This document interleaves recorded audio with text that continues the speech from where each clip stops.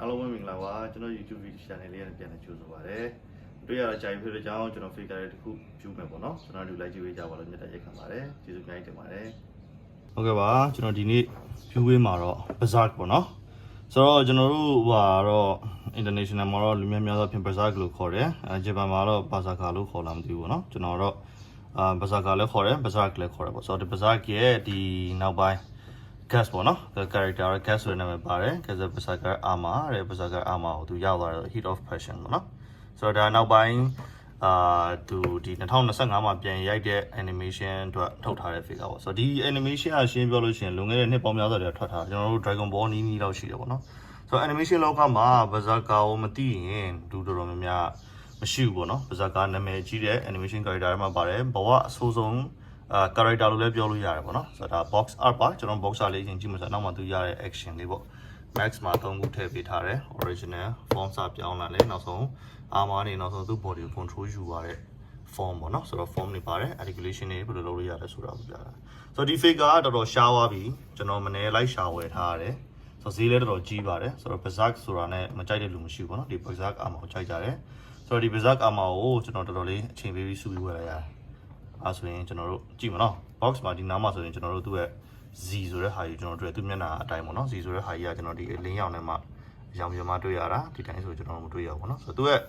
imagination ရဲ့ဟိုဟာတွေပါမယ် official series တွေပါမယ်အောက်မှာသူ့ရဲ့ warning sign တွေနော်ဒါ berserk armor အပြင်ကနေခါတိုင်းလို့ပဲဆိုတော့ဒီဘူးကြီးအကြီးပဲခါတိုင်းဘူးနဲ့မတူဘူးပေါ့နော်ထောင်လိုက်လို့ရှိရင်ကျွန်တော်မြင်ရတယ်တော်တော်ကြီးရယ်ကျွန်တော်လက်တစ်လားလောက်ရှိတယ်ပေါ့ကျွန်တော်လက်တစ်လားလောက်ရှိရဘူးကတော့တော်ကြီးရယ်ပေါ့နော်ဆိုတော့ okay ကျွန်တော်တို့စဖောက်ကြည့်လိုက်ကြအောင်နော်Okay ဆိုကျွန်တော်တို့ဖောက်ကြည့်ရအောင်เนาะဆိုတော့ဒီဘက်ကကျွန်တော်စမ်းဖောက်ကြည့်မယ် Okay ကျွန်တော်ကြိုက်တဲ့ character တွေမှာလည်းဒီ berserk ပါတယ်ဗောနော်ဟုတ်ကဲ့ကြည့်ရဖောက်တာခုတော့နေလာကြပါပြီ Okay ဆိုကျွန်တော်တို့ box art ကိုရင်ဟုတ်တယ်နော်ဆိုတော့ imagination ကများသောအားဖြင့်ဒီဘေးမှာသူ့ရဲ့ articulation ပြောင်းလို့ရတာရေးထားတွေ့ရတဲ့အလေကနော်အာမောင်မှာဖြုတ်လို့ရတဲ့ဟာတွေကောင်းဖြုတ်လို့ရတဲ့ဟာတွေပြထားတယ်ပြီးတော့ခိုင်းလို့ပေါ့နော်ပြန်လာတယ်ဘလို့ပြောင်းလဲလုပ်လို့ရတဲ့ဟာတွေပြထားတယ်ခုရှင်ဘက်ကဒီဟိုပေါ့ cape holder ပေါ့ကျွန်တော်တို့ဘယ်လိုခေါ်မလဲဝေးုံသူဝေးုံကြီးကိုဟိုကမလွတ်ထွက်သွားတဲ့လည်းမ holder လေးကိုဘယ်လိုပြောင်းလို့ရလဲဆိုတာမတူဘူးပေါ့နော် holder ကနှစ်ခုကမတူဘူးပေါ့ neck မှာရှိတဲ့ holder သူ form ပြောင်းတယ်လို့သူအာမာပုံစံပြောင်းသွားတဲ့ကြောင့်ဆိုတော့ဒီ animation ကြည့်ရင်သိပါတယ်ကျွန်တော်တို့သူ့ရဲ့ berserk ရဲ့အာမာပေါ့နော်ကြာဝစ်လေးအာမာပုံစံထွက်လာလေးအဲ့ဒါကိုဆိုတော့ကြောင့်တော့အာမပြောင်းသွားတာဆိုတော့ဒီမှာရှင်ရဲ့ဟိုကျူအာတွေပါမယ်အပေါ်မှာလည်းကျူအာတွေပါမှာပေါ့နော်ဒါသူရဲ့ style ဟိုဘက်ချမ်းချက်ကြည့်အောင်တော့ကျွန်တော်ဒါဆိုရင်ဟိုဘက်ချမ်းမှာဘာတွေပါလဲမသိဘူးဒီဘက်ချမ်းမှာတော့ဘာတွေပါလဲဆိုတော့ကျွန်တော် test sample တွေပါတယ်ဆိုတော့အော်ဒီမှာလည်းပါတယ်ဗျ okay ဟိုဆိုတော့ထောက်ရတာအိုးဒီမှာကျလက်တွေနော်အထဲမှာမဟုတ်ဘူးသူအထဲမှာမဟုတ်ဘူးဒီခေါက်ကျတော့အပြင်မှာဒီအပြင်ဖုံးမှာပေါ့နော်ကျွန်တော်လက်တွေဘယ်နှခုပါလဲweapon တွေဘယ်လိုကင်လို့ရလဲဆိုတာကိုကျွန်တော်တို့ပြထားတယ် essential figure အဲ့ဒါကိုနော်ဒီ day ကြရတော့ဘူးမှာစလွတ်ပြက်စရာမလိုအောင်သူလောက်ထားတာဆိုတော့တခြားဟာနဲ့မတူဘူးပေါ့နော်ဆိုတော့ဒီမှာလက်ကဘယ်လိုပြောင်းလို့ရဆိုတော့gas ကလက်က animation ကြီးရလို့သိပါတယ်သူကလက်တစ်ဖက်ပြတ်နေရယ်အဲကြောင့်သူ့လက်တစ်ဖက်က ionic robot ပေါ့နော်ဒါတစ်ဖက်ကစက်ရုပ်လက်တစ်ဖက်ဖြစ်နေတဲ့ကြောင့်ဒီလက်တစ်ဖက်က cannon hand ပေါ့ဆိုရှင်ကျွန်တော်ပြော cannon hand ပေါ့အမြောက်ပေါ့နော်လက်ကလက် weapon တက်ထားတာဆိုတော့ဒီဘက်မှာသူခေါင်းဘယ်လိုချင်းလို့ရတယ် cape ဘယ်လိုတက်လို့ရလဲဆိုတာကို detail ကျွန်တော်တို့လုပ်ပြထားတာတွေ့ရပါတယ်အောက်မှာတော့ခိုင်းတိုင်းမှာပဲသူ့ရဲ့ကျူအာနဲ့ဘာညာနေထားပါတော့။ Okay အဲ့ဒါဆိုကျွန်တော်တို့ gas ကျူကြည့်လိုက်ကြအောင်နော်။ Okay ပြန်တက်မယ်ဒါ။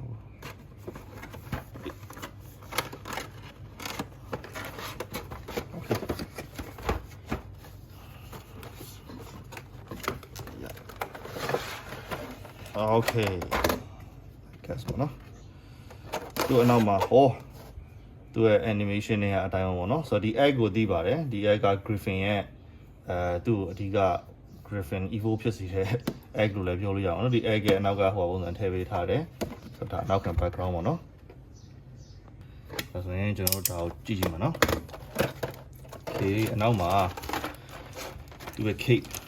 ကြီးပါတယ်ပေါ့နော် cape ကသူတို့ tape နဲ့ကတ်ထားတယ်ဆိုတော့ကျွန်တော်တို့စမ်းထုတ်ကြည့်မယ်နော် cape ကြီးရင်စမ်းထုတ် Okay take a look at your time hold on man okay very unique okay cake ကိုကျွန်တော်ရင်ကြည့်ရအောင်သူ cake okay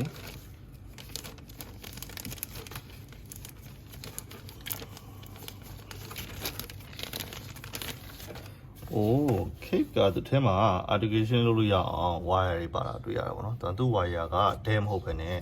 ကျွန်တော်တို့line ချောင်းလေးနဲ့လုပ်ထားတာကျွန်တော်တွေ့ရတယ်ဆိုတော့ cake ကိုကျွန်တော်တို့ချိုးရင်ကျွန်တော်တို့လုပ်ချင်တဲ့ပုံစံဖြစ်အောင်လုပ်ထားတာတွေ့ရတယ်။ cake ကဒီမှာကတ်ထားရပါတော့။ cake က corner ကတ်ထားတာ level မှာဆိုကျွန်တော်တို့ level အောင်ဆွပြီးတော့ cake ကိုတုံးချအောင်ဖြစ်တယ်။ဆိုတော့ဒီနားမှာလည်းကျွန်တော် wire တွေ့ရတာပေါ့နော် wire ထည့်ထားတယ် wire ပတ်လန်းချောင်းလေးထည့်ထားတယ်ဒီလည်းမှာလည်း wire တစ်ချောင်းရှိရပေါ့တွေ့ရလားမသိဘူးလည်း wire တစ်ချောင်းရှိရ wire ထည့်ဒီနားမှာတော့ wire ကိုသူတို့နည်းနည်းတွန့်ပြီးတော့ထည့်ထားပြီးရသူတို့ဝေးရုံ articulation လုပ်လို့ရအောင်လို့ပေါ့နော်ဆိုတော့ cape ကတော့ကျွန်တော်မြင်တွေ့ရတဲ့အတိုင်းပဲနည်းနည်းအယောင်ချဲထားတယ်တွေ့ရတယ်ကျွန်တော် animation တွေအတိုင်းဖြစ်အောင်လို့ပေါ့နော်ဆိုတော့သူကအမှန်ကတော့ဝေးရုံမပါဘူးသူကအဲ့ form ကြီးကဖြစ်လာတာကြာလာတယ်မြောက်ဝေးရုံထွက်လာအဲဆိုတော့ဒီဝေးရုံက spell တစ်ခုထဲမှာပါတယ်ပေါ့နော်binding spell တစ်ခုတော့ပါတယ်ဆိုတော့ okay ဆိုတော့ keep ကျွန်တော်တို့တရားပြီး keep လေးကိုခဏချထားမယ်ဆိုတော့ကျွန်တော်တို့ dust ကိုကျွန်တော်တို့ကြည့်အောင်ပါနော် okay oh my goodness gas ကြည့်ပါဦး gas ရဲ့ weapon ကြည့်ပါဦးဒီ weapon อ่ะပေါ့နော်ဘယ်သူမှမ hold နိုင်ဘူးဒါ gas ကသူ့ရဲ့ revenge လုပ်ချင်တဲ့စိတ်အားများလို့ဒါဒီ weapon ယူ hold လို့ရဖြစ်တယ် weapon မှာ articulation ပါတယ်ဖြုတ်လို့ရတယ်အရောက်မှထားပါပေါ့နော်ဆိုတော့ weapon hold လို့ရအောင်ဖြုတ်လို့ရတာပါအဲ့ဒါမှမဟုတ်ပေါ့ကျွန်တော်လက်တပွားလောက်ရှိတာကျွန်တော်လက်ဝါခုလောက်ရှိတယ်ပေါ့နော်အဲ့ weapon ကြီးကနေတော့ animation ထဲမှာလည်းဟုတ်တယ်တော်တော်ကြီးရယ်ဒီမှာ articulation ထဲမှာဂွင်းလေးပါတယ်ပေါ့တန်ဂွင်းလေးတွေ့ရအောင်ဒီမှာတန်ဂွင်းလေးပေါ့နော်ဆိုတော့အဲ့ detail တွေစာသူ animation နဲ့အတိုင်းပါတွေ့ရတယ် sculptures သူကအဲ့ SHF တွေရဲ့ figure တွေကတော့ sharp အောင်လုပ်တဲ့နေရာမှာတကယ် sharp တွေပေါ့တားဆူးတယ်တချို့ဟာတွေမှာတော်တော်လေး sharp တွေပေါ့နော်ဆိုတော့ဒီဘယ်လိုခေါ်မလဲ twine မဟုတ်ဘူးဆိုတော့တော်တက်သေးပြနေရ figure ပေါ့နော် collector တွေအတွက် figure ဖြစ်တယ်ဆို1 pointy ပေါ့ဒါလေးကစူးတယ် okay အဲ့ဒါကျွန်တော် weapon သိရပြီဆိုတော့ berserk ရဲ့ body ကိုကြည့်အောင် okay let's go ဟိုကတော့ fully ဟိုဖြစ်သွားတဲ့ပုံစံပေါ့အာမာသူ့တစ်ခုလုံးကိုလုံးဝယူသွားတဲ့ပုံစံပေါ့နော်ဆိုတော့ဒီဟာဒီတော့တွေ့ရမယ် body ကဒီမှာပေါ့ခဏကိုပါနော်ဟုတ်အဲ့ဒါကျွန်တော်ဒီအလဲခါဟာလေးဆွဲထုတ်လိုက်မှာနော်ခိုင်းလို့ပါကျွန်တော်တို့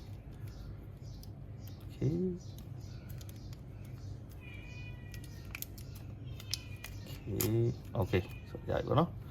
ဒီ articulation နဲ့ထူးဆန်းတယ်ဗျကျွန်တော်တို့ခါတိုင်းတွေ့ဘူးနေကြ articulation ပုံစံမဟုတ်ဘူးသူကနည်းနည်းဟိုကနေတော့ခိုင်ဂျူးနေတော့နည်းနည်းတူချင်တယ်ဒါပေမဲ့တို့ဒီမှာတချို့ open လုပ်ပေးထားတယ်တွေ့ရလွှင့်လို့ရအောင်ကားလို့ရအောင်လို့ထင်တယ်ကျွန်တော် open ဖြစ်နေရတယ်ကျွန်တော်တွေ့ရတယ်ပေါ့နော် hash တွေပွင့်နေရတွေ့ရတယ်ဆိုတော့ဒီ articulation ကဘာလဲ open တက်လုပ်ပေးထားလားဒါမှမဟုတ်6တွေဟောက်ဖို့တော့လား open ဖို့တော့လားပေါ့နော်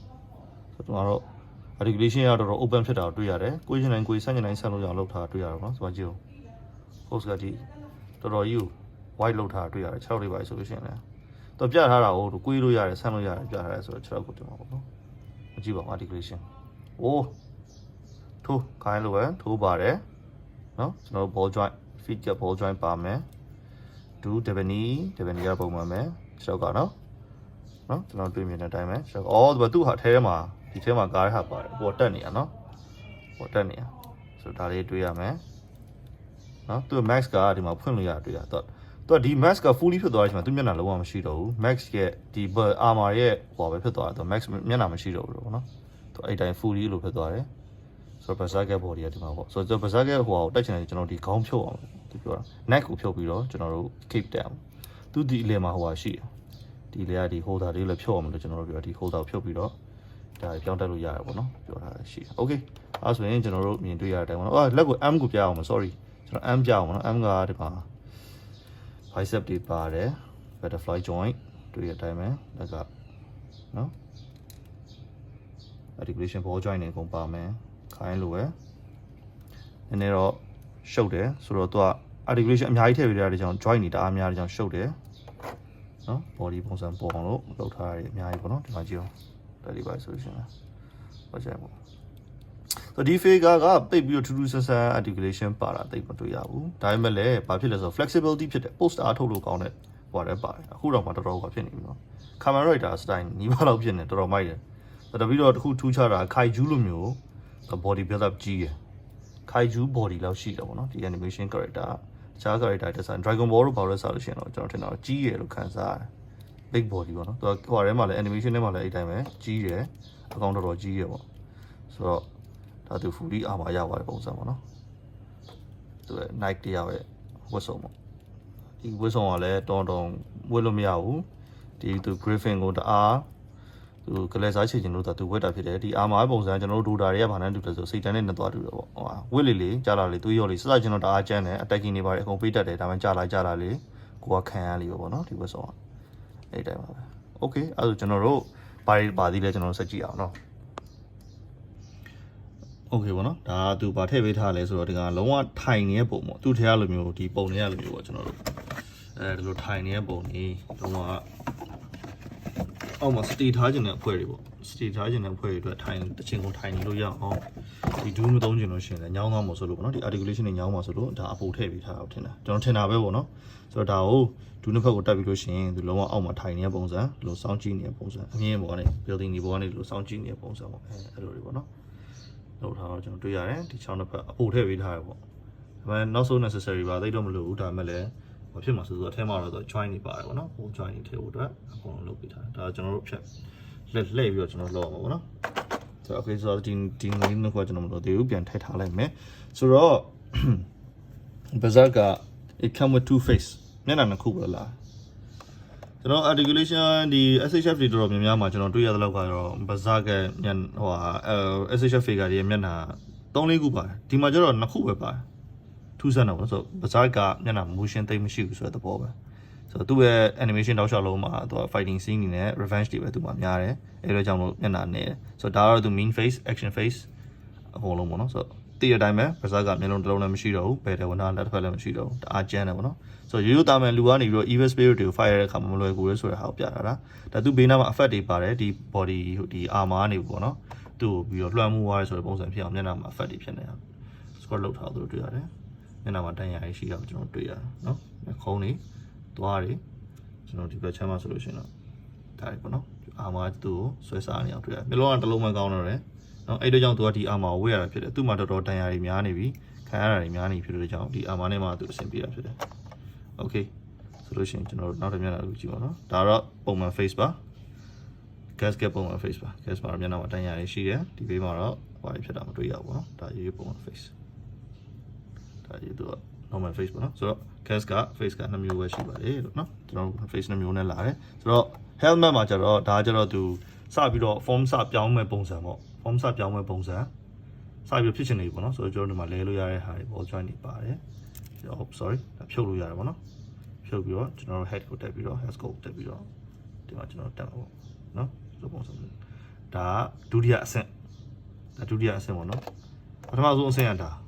ဝက်လိုက်ပထမဆုံးအဆင့်ဒါပဲရှိတာဒါဝက်ထားတာနေပြီးတော့ဒီ helmet ကနေပြီးတော့ကြာသွားတော့မှဒီဟာဖြစ်သွားတာပေါ့ကျွန်တော် animation နဲ့ဆို animation ကြည့်ရဆရာကြီးသိပါတယ်ဒါဖြစ်သွားပြီးတော့မှနောက်ဆုံးလုံးဝသူ့မျက်နှာကြီးတစ်ခုလုံးမရှိတော့ဘူးဒီလိုမျိုးလုံးဝ head ကအလုပ်ဖြစ်သွားပေါ့လုံးဝ plain ဖြစ်သွားတော့ plain စိမ့်ဖြစ်ပြီးတော့ဒီမှာအောက်ကပါးစပ်ပေါ်လာပြီးတော့ဒီ helmet ကဒီမျိုးမြေဝေးပုံစံလိုဖြစ်သွားတာပေါ့နော်ဆိုတော့ helmet က fully control လိုက်တာအဲကြောင့်ရှင်သူလူစိတ်အသိစိတ်လုံးဝမရှိတော့ဘူး revenge နဲ့ attack ပဲရှိတော့တယ် okay ဒီ armor ဆိုလို့ရှိရင်လည်းဒီမျက်နှာ Scott မှာပေါ့နော်ဒီ Scott မှာ Z ကလင်းနေအောင်ကျွန်တော်တွေ့ရတယ်တခြားဟာတွေတော့တူ reflecting ပါတယ်တွေ့ရလားမသိဘူးနော် very good very nice articulation and very detail ပေါ့နော်မိုက်တယ် message ကိုကျွန်တော်သဘောကျအဲ့ဒါတွေပါတယ်သူ့ရဲ့ဟိုဘယ်လိုခေါ်လဲ animation လေးကအတိုင်းမညာတမ်းအကုန်ထည့်ပေးထားတယ်ဟိုဟာလေးကလိုနေရဒီဟာလေးကလိုနေရဟိုပုံစံမျိုးမဟုတ်ဒီပုံစံမျိုးမဟုတ်ညင်းစရာအကြောင်းမရှိဘူးပြောစရာမလို all detail ပေါ့နော်အဲ့ဒါကိုကျွန်တော်တွေ့ရတယ် okay အဲ့ဆိုရင်ကျွန်တော်တို့ head နဲ့ chain မယ် leg ကို leg လေးကျွန်တော်ပြအောင်ပေါ့နော် leg ကျွန်တော်ပြအောင်မိသွားတယ် sorry so leg ကဒီမှာ cannon hand ဒီမှာ cannon hand ပေါ့နော်လက်ကတလို့ပွင့်သွားပြီးတော့အောက်ကျသွားပြီးတော့ cannon ဒီမှာ articulation ပါတယ် very good နော်တွေ့ရလား articulation ပါတယ်ဆိုတော့လက်ကတပွင့်သွားပြီးတော့ဒီနားမှာ cannon hand ဒီဘက်လက်ကဘယ်ဘက်လက်ကသူ့ရဲ့လက်ကအဓိကဘယ်ဘက်လက်ပေါ့နော်ဘယ်ဘက်လက်မှာဒါတက်ရမှာဘယ်လက်ကတပွင့်သွားပြီးတော့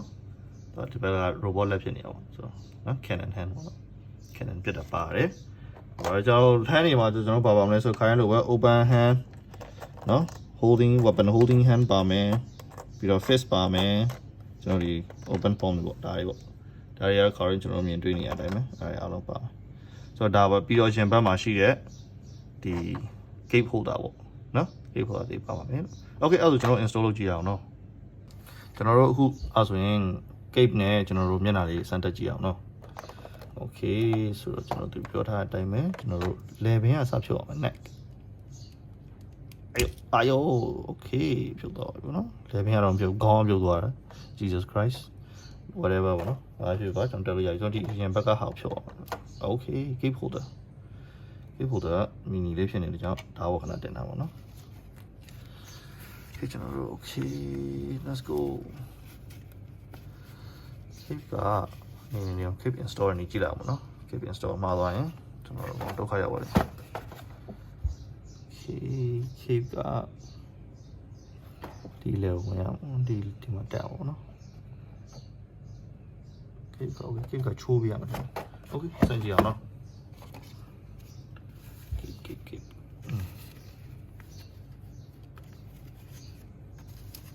wait ခါတော့တော့ပဲဒီလိုပုံစံလေးဖြစ်အောင်နည်းချွန်းချွန်းလေးဘာလို့ဆိုတော့ okay ပြီးတော့ဒီလိုဟိုးရမှာဒီလိုပဲလာတယ် I think just like this I think just like this oh no ဒီရှင်းမှာ cape holder ပါတယ်cape holder ဟိုလေးပါတယ်တွေ့ရလားမသိဘူး click လေးပါတယ် cape holder you see cape holder ချိန်လေးပါတယ်အဲ့ချိန်တော့ထည့်အောင်ပေါ့နော်ကျွန်တော်တို့ okay ဆိုထည့်မယ်ဆိုရင်ကျွန်တော်ဒါလေးကိုနည်းနည်းလေး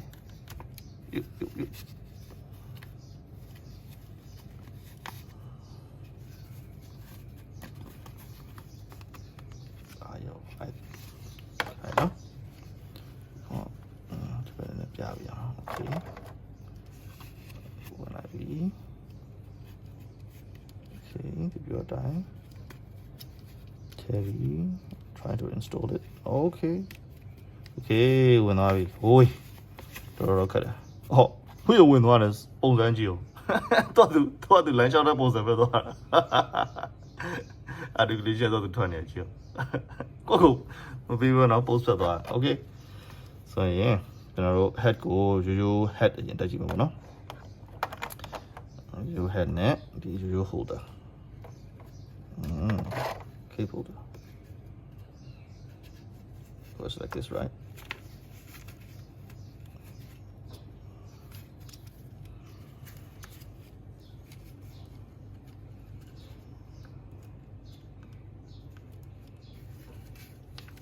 cape got this one and money control and okay when slightly done cape is very big okay so the head type no cape net holder net be so on the max net take one net wait show you all the dinner show you see youတက်ပြီးတော့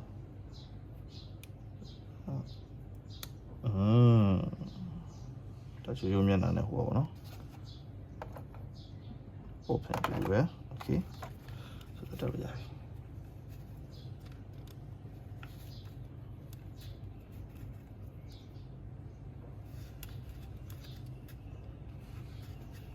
ြီ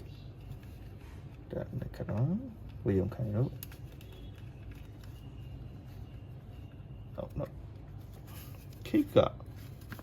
cape ကတော်တော်မာတော့တခြားဟာတွေ install လုပ်ရတယ်နည်းနည်းခက်တယ်ပေါ့နော်ဒါပေမဲ့ကျွန်တော် try မယ် wait အယော gas ကတော့ animation မာတဲ့ကောင်မဟုတ်ဘူးအပြင်က figure မှာတော့တော်တော်မာတဲ့ကောင်ဖြစ်နေပါတော့ wait let me try the size okay no why I'm gonna win that later. You gotta be in. Gotta help me out, bro. Come on. Okay. Deep. Oh, the we want can be nearby. I don't. When are we? Okay. Now he's in. When are we? Okay. Now. Da. bizarre ကသူရဲ့ဝတ်ဆောင်ပုံစံပေါ့နော် articulation နဲ့တအားများတစ်ခုတိုက်နေအောင် okay yes ဒီပုံစံပေါ့နော်သူဝေးရုံနဲ့သူဒီဟိုဖြစ်လိုက်တဲ့ပုံစံပေါ့ကောင်းတော့မှာတယ်အသက်ဆိုတော့ nail rubber ကျက်တယ်ပေါ့နော်ဆိုပြီးကျွန်တော်တို့ weapon holding hand ကျွန်တော်ပြောင်းကြည့်ပါနော် holding hand နဲ့ပြီးတော့ဘက်ဘက်က cannon hand ပြောင်းပါ okay let's go ဒီမှာ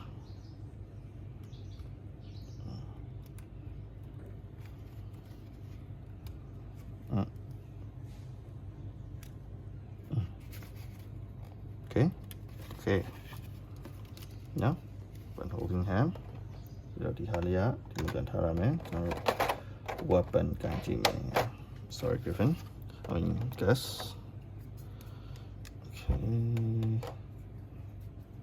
weapon နော် weapon ကတော့ကျွန်တော်ခါရင်ဒီအတိုင်းပဲလိုပဲထိုးထည့်ရတာ holding ညမှာဟုတ်ကဲ့ okay မို့လေ weapon တော်တော် heavy ဖြစ်တယ်သူတော့မနဲ့ကန်ရတာပေါ့နော်သူလက်နဲ့တော့သူမနိုင်ချင်ဘူးဒီမှာ okay နော်ဆိုတော့ကျွန်တော်ပြောမယ်ဆိုတော့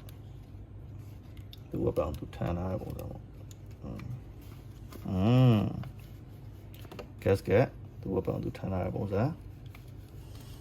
နော် okay အော်သူကပေါင်းသူချထားလို့လည်းရတယ်နော်ဟုတ်ချထားလို့လည်းရပါတော့ဒီလိုပုံစံပေါ့gas ပါနော်အဲ့ဒါကျွန်တော်တို့ left hand ပြောင်းကြည့်မယ်နော် right hand ကျွန်တော်ရပြီဆိုတော့ left hand ကိုကျွန်တော်တို့စမ်းပြောင်းကြည့်ရအောင် left hand ကျွန်တော်တို့ cannon holding hand ဖြစ်လိမ့်မယ် cannon hand ကဒီမှာပေါ့ကြောင့် sorry rubber လေးရနေနဲ့ကြက်တော့ပေါ့အသက်ဆိုတော့ရော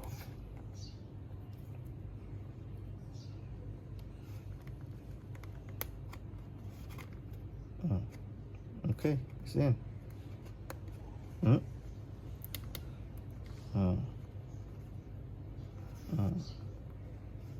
okay ဒီမှာပေါ့နော်ကျွန်တော်မြင်တွေ့ရတဲ့အတိုင်းပဲသူက left hand ကကျွန်တော် cannon hand အဲ့လိုပွင့်သွားပြီးတော့ cannon ထွက်လာတာပေါ့နော် cannon ဖြစ်တဲ့ hand ဖြစ်တယ်နော်ဆိုတော့သူက Griffin ကသူ့ကိုအရန်နှိပ်စက်ခဲ့ရတဲ့ကြောင့်သူ့အနေနဲ့ဒီဝတ်စုံဝဲရတာသူ့အတွက်တစ်ခုမှမပြေလည်ဘူးဆိုပေမဲ့လည်း Griffin ကိုသူကလေးစားချီချင်တဲ့စိတ်တစ်ခုတွေနဲ့ဒီဝတ်စုံဝတ်ပြီးတော့တိုက်ခိုက်ခဲ့တာပေါ့နော်ဆိုတော့Berserk ကြီးရဲ့လူတွေသိတယ် Berserk animation ဘယ်လောက်ကောင်းလဲဘယ်လောက်တန်ဖိုးဆွဲခေါ်သွားလဲဘယ်လောက်ထိဟိုဇက်နာလဲဆိုတာကိုကျွန်တော်တို့သိရတာပေါ့နောက်ပိုင်းမှာပို့ပြီးတော့gasket action တွေပို့ပြီးတော့ကျန်းလာတယ်ကျွန်တော်တို့တွေ့ရတာပေါ့နော်ဆိုတော့ဒါဒီမျက်နှာဖုံးနဲ့ဒီဟိုဟာဖြစ်တယ်ဆိုတော့ကျွန်တော်တို့ဒါကိုမဖြုတ်သေးဘူးကျွန်တော်တို့ရဲ့ဒုတိယ helmet ပေါ့နော်ဒုတိယ helmet ကကျွန်တော်တို့ head articulation တိတ်ပြီးတော့ movement တိတ်မရှိဘူးဘာလို့ရှိလဲဆိုသူဒီ level ကပါတယ်ဒီ cape holder ကသူမျက်နှာကိုထောက်ထားတာဆိုတော့ဒီမျက်နှာနေစပြီးတော့သူ့ကို control လုပ်ပြီး control helmet ကသူ့ control ယူလိုက်တယ်ဆိုတော့သဘောပေါ့နော်ဆိုတော့သူလှုပ်ချင်တိုင်းလှုပ်လို့မရတော့ဘူး fully control ဖြစ်မှသူကစပြီးတော့လှုပ်လို့ရမယ်အဲ့လိုသဘောပေါ့ဆိုတော့ဒီတွေ့ရလားမသိဘူးဒီ head ဒီ neck holder ကနေပြီးတော့ဒီ passive ကြီး opposite ကြီးတက်လာတယ်တက်လာပြီးတော့ဒီ helmet ကိုသူ control ရတာပေါ့အဲ့လိုဖြစ်သွားတဲ့ပုံစံပေါ့နော်ဆိုတော့ဒါတော့ဒုတိယ helmet ပါလို့နော်ဆိုတော့အဲ့ဒါဆိုလို့ရှိရင်နောက်ဆုံးအနေနဲ့ကျွန်တော်တို့ fully သူ့ control ဖြစ်သွားရတဲ့ helmet ကိုပြောင်းလို့ပေါ့နော် okay ကျွန်တော်တို့ဒါဆိုလို့ရှိရင်သူတစားလာခြင်းသူဒီ neck cape holder ပေါ့နော် cape holder ကိုကျွန်တော်တက်လိုက်ပြီးတော့ဒီနောက်ပထမဆုံးသူ original fully control ဖြစ်တဲ့ head ကိုကျွန်တော်ပြန်တက်မှာပေါ့ဒါကြတော့တစ်ချက်ပဲကြည့်အောင်နော်လုံးဝကိုသူ fully control ဖြစ်သွားတဲ့ပုံစံဒီ armor ကြီးကနေလုံးဝသူ့ကို control လိုက်တဲ့ပုံစံပေါ့နော်ဆိုတော့ဒါအားကျန်းသွားပြီ armor တစ်ခုလုံး control ရပါပြီဆိုလို့ရှိရင်လုံးဝမျက်နှာမရှိတော့ဘူးမျက်နှာလုံးဝမရှိတော့ဘူးဒီဟာတစ်ခုလုံးကဒီ helmet ကနေပြီးတော့ဒီ armor ကနေပြီးတော့ control လိုက်တဲ့ပုံစံပေါ့